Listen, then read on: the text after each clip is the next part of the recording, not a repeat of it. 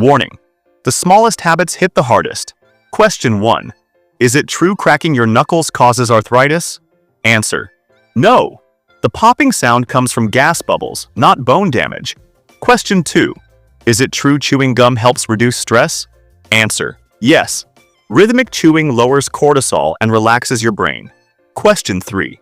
Is it true sleeping in a completely silent room is harmful? Answer: no.